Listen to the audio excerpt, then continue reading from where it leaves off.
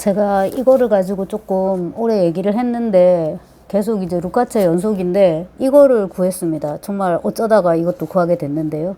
소 뒷걸음질 치다가 쥐 잡는 격으로 또 구했습니다. 이것은 부산시 수영구에 사시는 푸모씨, 그러니까 성이 푸시지는 않을 거고요. 뭐 닉네임이겠죠.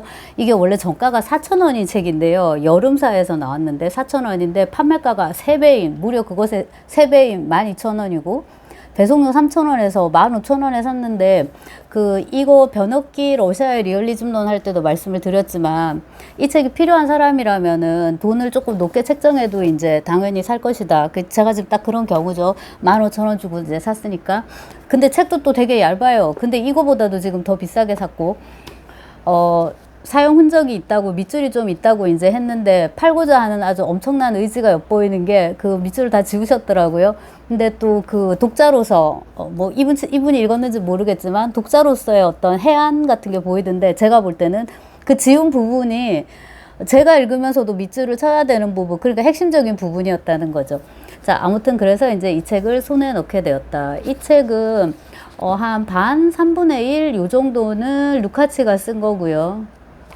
요만큼. 근데 이제 요것만 가지고 책을 한 권 내기에는 요즘 같으면 이거는 충분히 한 권 분량이 되는데 옛날에 이제 글을 이렇게 조그맣게 해가지고 판형이 이렇게 됐을 때는 이게 단가가 아마 안 빠질 거예요. 그리고 이제 그래도 명색이 이론서인데 조금 더 들어가야 되지 않겠어요? 그래서 여기 부록, 얼마나 옛날 책이면은 부록 해갖고 또 한자로 이렇게 써져 있습니다. 부록에 이제 비슷한 계열의 다른 평론가들, 비평가들의 글도 실었는데 강요된 화해, 요것은 아도르노의 평문입니다. 아마 읽지는 않을 것 같아요. 그 루카츠만 읽을 것 같은데요.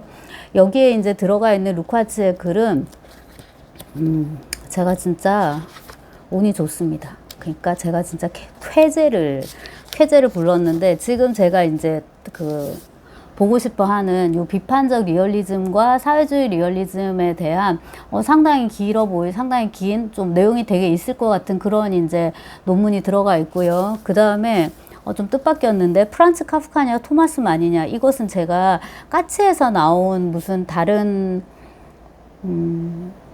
그것도 그러니까 콜렉션이었는데 다른 모음집에서 읽었어요. 그거를 살 수가 없어갖고 도서관에 가서 그 대출을 해가지고 이제 읽었던 기억이 있는데 이 책이 아니었어요. 분명히 이 책이 아니고 까치였단 말이에요. 까치였는데 그 논문이 여기도 실려 있어서 좀 재미가 있었고, 지금 그 앞에 있는 거는 모더니즘의 이데올로기라는 제목의 이제 글인데 이것을 좀 집중해서 읽었습니다. 요는 뭐냐 하면은 그 리얼리즘이 있고 이제 그 모더니즘이 있는데요. 리얼리즘은 안팎에서 지금 공격을 받고 있다. 모더니즘한테 공격받고 있고요. 그 다음 이제 리얼리즘, 협소한 의미의 부르주아 리얼리즘이에요. 협소한 의미의 이 부르주아 리얼리즘은 뭐에 공격을 받고 있다? 사회주의 리얼리즘에 공격을 받고 있다. 그럼 리얼리즘이 뭔가? 그러니까 루카츠는 정말 리얼리스트, 그 리얼리즘에 대한 뭐가 있는 사람인 거죠. 그죠? 그거에 대해서 이제 쓴 글인데, 그래서 아마 이제 리얼리즘을 한번 다시 짚어보는 차원에서 모더니즘을 본다. 이렇게 볼 수 있을 거예요. 뭔 말이냐면, 모더니즘에 대한 이론들은 루카츠보다 훨씬 더 정치학에 이제 그 모더니즘 이론을 구성할 만한 학자들이 많고요. 루카츠는 어쨌거나 이제 마르크시스트 비평가라고 우리가 정의를 하지 않습니까? 그러니까 막시즘은 문해학으로 가져오면 리얼리즘인데 리얼리즘 비평가인 거죠. 근데 그 관점에서 모더니즘을 본다. 이렇게 이제 볼 수 있을 것 같고요. 결론은 리얼리즘이다예요. 결론은 리얼리즘이다인데요. 모더니즘과의 비교 속에서 이제 그거를 본다라는 거고.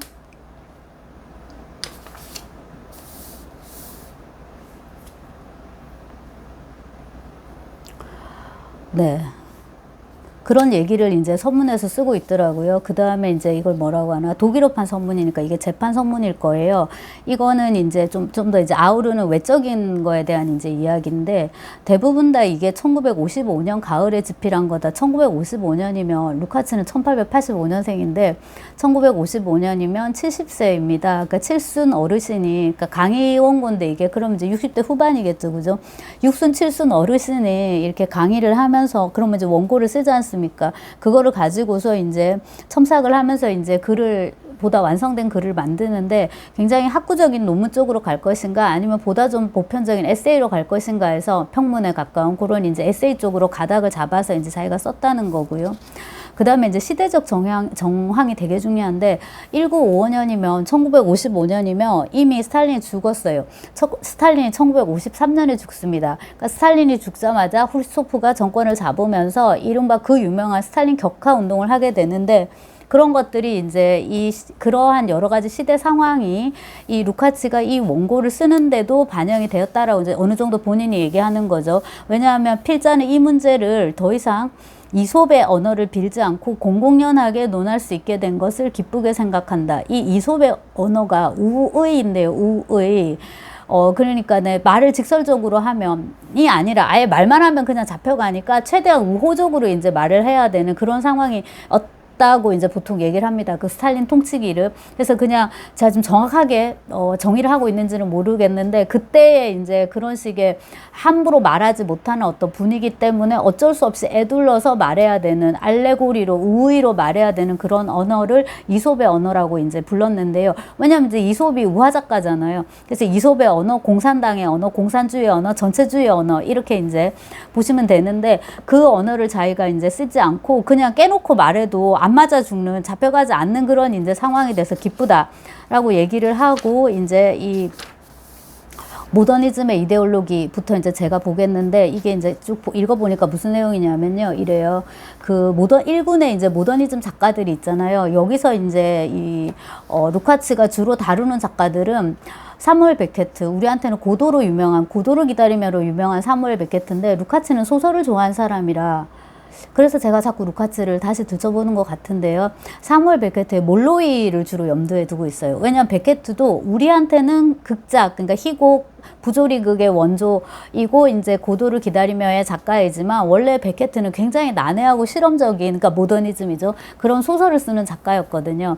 자, 그래서 베케트, 그 다음에 마찬가지로 아일랜드 작가인 제임스 조이스의 율리시스 얘기를 좀 하고요. 좋아했던 것 같아요, 제법. 그 다음에 여러분 모르실 것 같은데 고트프리트 벤이라는 독일 시인이 있습니다. 저도 모릅니다. 이렇게 이름만 알고 있어요. 독일 시인이다. 모더니즘 계열이다. 시를 읽은 적이 아마 있는데 뭐 머릿속에 있는 건 없고요. 그 다음에 이제 좀 뜻밖의 이름이었는데 로베르트 무질인가요? 무질은요 저기 있어요. 무질은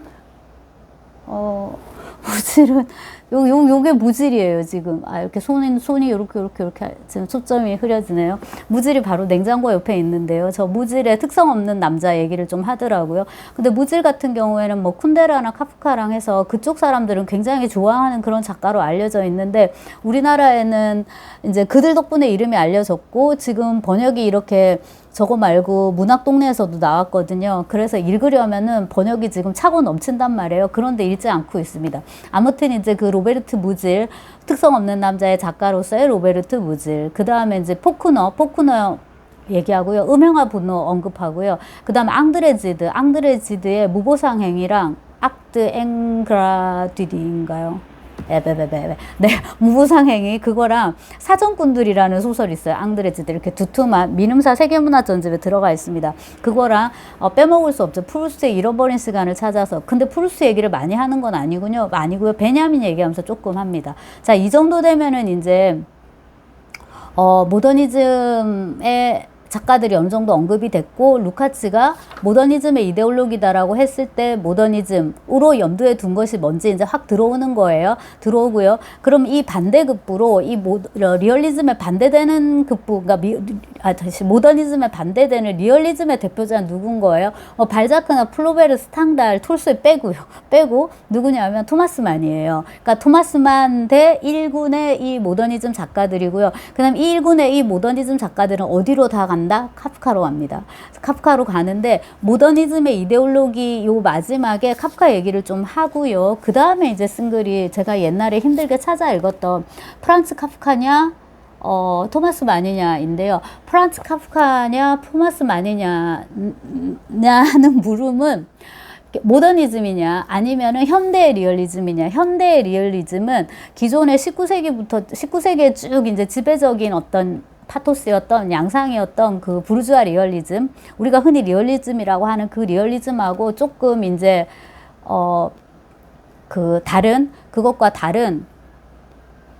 다른이 아니라 그곳의 이제 흐름의 연장선상에 있으면서 지금 현대를 지배하는 한 사조인 거죠. 현대 리얼리즘인데요. 이게 또 뭐랑 구분이 돼야 되냐면 제가 볼 때 이 루카츠가 생각하기에 사회주의 리얼리즘하고 구분이 돼야 되거든요. 그러니까 대략 19세기의 지배적이었던 부르주아 리얼리즘, 그 다음에 이제 소비에트 문학에서 일가를 이루었던 한참 피어났던 사회주의 리얼리즘이 있고요. 그거 말고 유럽에 또 리얼리즘이 있을 거 아니에요. 20세기에. 그게 이제 현대 리얼리즘 이렇게 되는 거죠. 그 대변자가 토마스 만이고요. 저쪽에 사회주의 리얼리즘을 대변하는 사람은 셜로호프예요.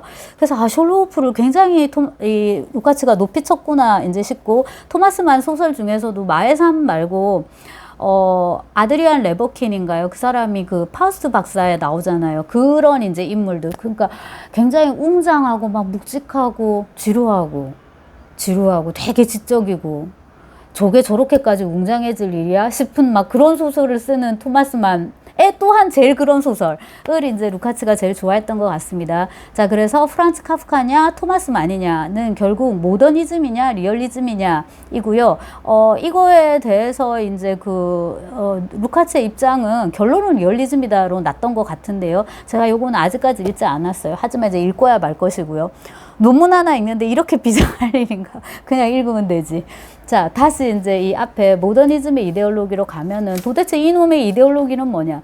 모더니즘의 어떤 미학적 원칙, 모더니즘의 뭐 시학적인 특성 이런 식으로 제목을 붙이지 않고 모더니즘의 이데올로기라고 붙였다는 것에서 이미 너는 루카치구나. 이데올로기 냄새가 풀풀 납니다. 그거를 이제 생각할 수 있고요.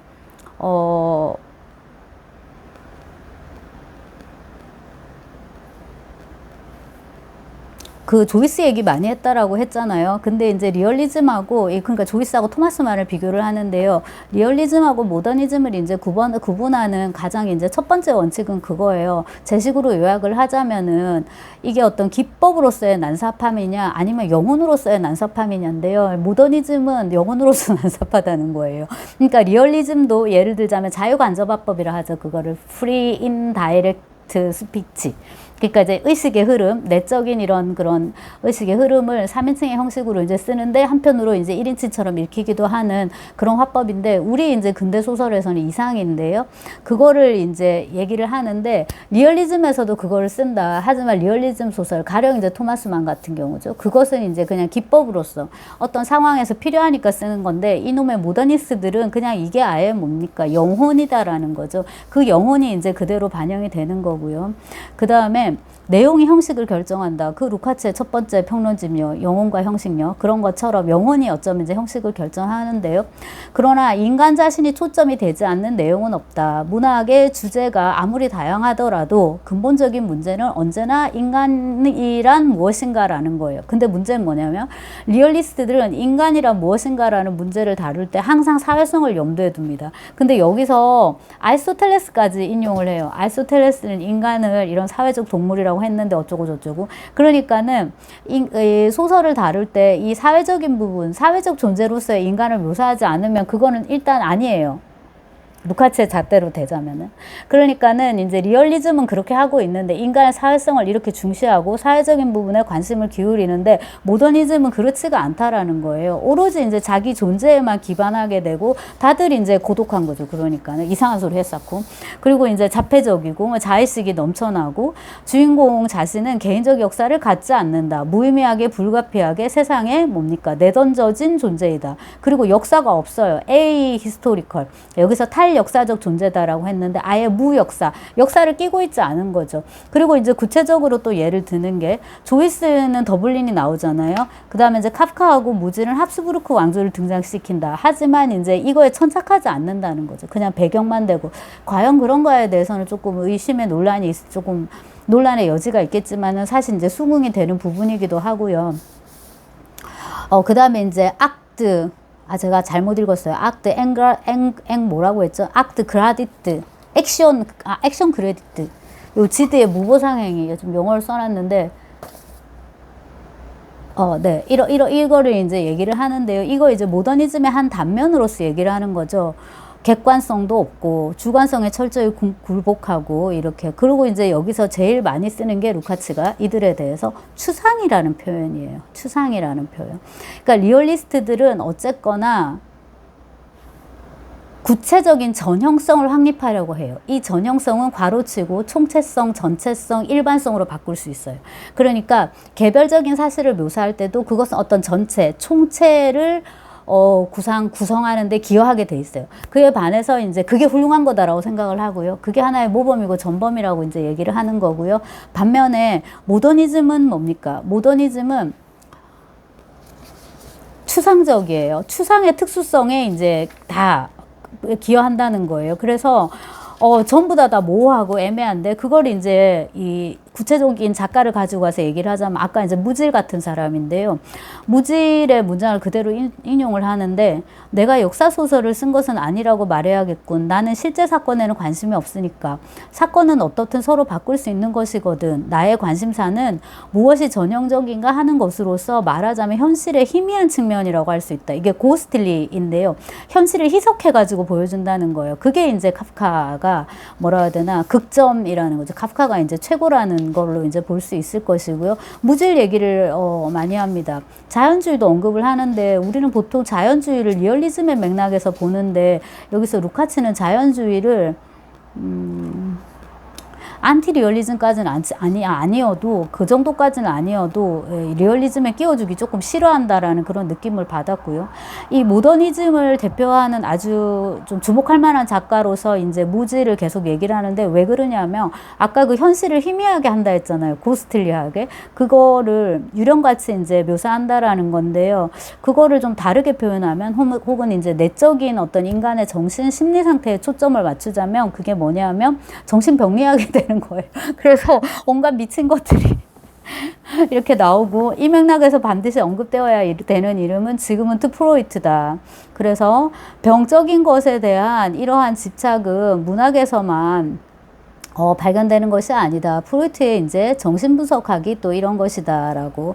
하지만 이 문제는 엄밀한 의미에서 과학적 문제도 아니고 문학평론의 문제도 아니다. 이 문제는 인간의 고독이라는 존재론적 도그마에서 나오는 이데올로기의 문제이다. 아무튼 이제 이런 무질 같은 모더니스트들이 이 그 부르주아 사회, 이 자본주의 사회에 이런 식으로 이제 항의를 한다는 거죠. 근데 그 항의라는 거는 메스꺼움, 불쾌감 또는 갈망을 표현하는 공허한 몸짓이기 때문에 뭔가 이렇게 생산되지 않는 거예요. 뭔가 총체를 구성해야 되는데 이 루카츠의 도식에 의하면은 이렇게 뭔가 도착증적이고 그 다음에 백치스러움 이것도 조금 좀 이해가 되는 그런 게 있죠. 백치스러움. 네. 그런 것들요. 그래서 이제 이런 것들이 이제 모더니즘에서 자꾸만 형상화하니까 이것이 좀 이제 사실주의하고는 리얼리즘하고는 아주 구분되는 것이고 이걸 또 표현하는 방식 중에 하나가 원근법인데요. 리얼리즘은 원근법을 철저히 지켜요. 이게 되게 명료하고 두드러지는 것과 뒤로 가는 것, 주인공과 좀 부수적인 인물 이런 것들이 아주 분명하죠. 그런 뜻으로 쓴 것 같아요. 그게 이제 원근법인데 무질이라든지 카프카라든지 이렇게 이제 오면은 전부 다 원근법의 원리를 어떻게 한다? 무시한다라는 겁니다. 자, 이렇게 해서 모더니즘도 결국에는 자본주의에 어떻게 보면 반항하는 장르 중에 하나인데 방식이 다른 거죠. 이 부르주아 리얼리즘에서 현대적 리얼리즘, 아까 말한 그 토마스 만식의 어떤 현대적 리얼리즘, 그 다음에 숄로호프식의 사회주의 리얼리즘 그게 있고요. 반대로 이제 무질이나 카프카식에 뭐가 있다? 모더니즘이 있는데 카프카는 이 앙스트, 불안이라는 거를 가장 잘 이제 구사한 그런 이제 작가 중에 하나다라고 이제 얘기를 하고요. 카프카에 대해서 아마 이제 쓰려고 했던 것 같은데 그걸 이제 다음 글에서 쓰고 뭐를 얘기를 하냐면 베냐민의 알레고리 이론을 얘기를 합니다. 이거 어릴 때는 되게 이제 즐겁게 읽었었는데요. 그래서 베냐민하고 카프카를 연결시킨다. 그냥 이제 요 정도로 얘기를 해두면 될 것 같고 그 다음에 이제 그 말들이 너무 좋아가지고 카프카 모더니즘 이런 것과 관련해서 카프카 말을 인용을 하는데 우리 모두는 신의 마음속에서 자살할 생각을 하는 허무주의적 허구들이다.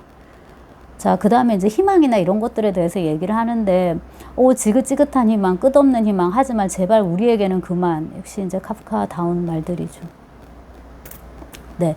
그렇고 이제 그 카프카의 이제 심판하고 성을 얘기를 하면서 거기 이제 고급 판사들 있잖아. 고위 그 행정직들, 관료들에 대해서 얘기를 하면서 이건 이제 없는 거죠.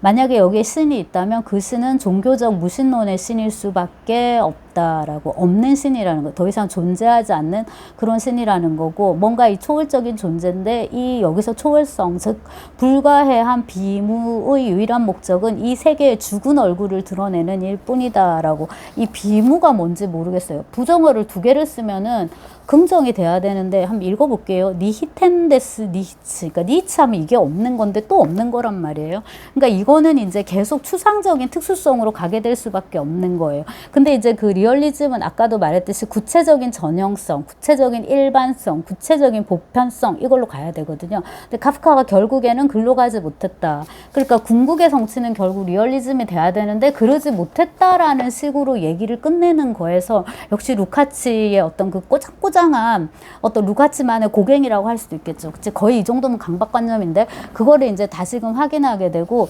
다음 챕터에서 이제 이 프란츠 카프카냐 토마스 만이냐 해가지고 카프카 얘기 근데 이거 별로 안 나왔어. 제 기억으로 별로 안 나왔던 것 같고 토마스 만을 위한 에세이였던 걸로 기억을 하는데 여하튼 이제 일단 여기까지 내용은 이렇고요. 이게 원래는 제목이 비대된 못 읽겠다. 미브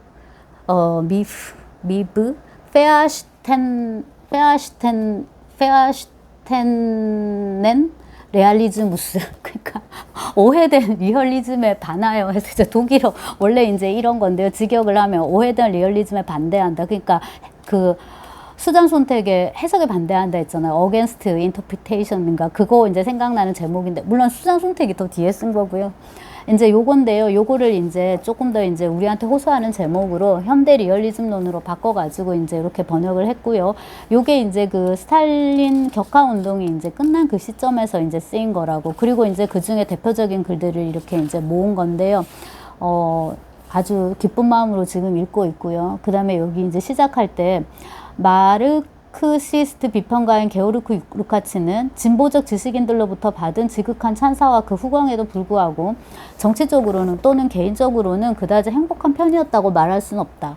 처음 그는 해결주의자로 시작하였으나 제1차 세계대전의 경과를 통해서 혁명전선에 직접 참여하게 되고 어쩌고저쩌고 부다페스트로 돌아가서 어쩌고저쩌고 국민장관 지냈으나 어쩌고저쩌고 네, 봉기가 소비에트군에 짓밟히자 루마니아로 추방되는 비운을 맛보고 어쩌고저쩌고 그러고 이제 다 결국 고국으로 돌아왔고 고국에서 죽었잖아요.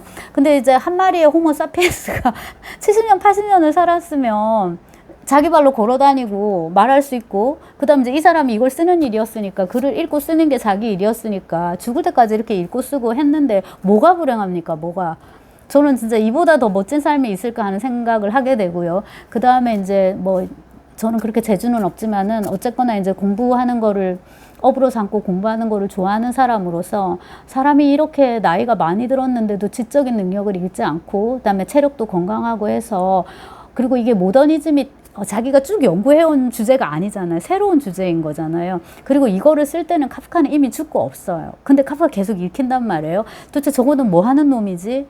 뭐 어떤 걸 썼지? 하는 거를 이제 연구를 해보는 거예요. 그러면 이제 어떤 중거점이 필요할 텐데, 루카치에게 이제 그 중거점은 이제 그 발자크나 플로베르 같은 톨스토이 같은 작가가 아니라면은 당연히 이제 뭡니까?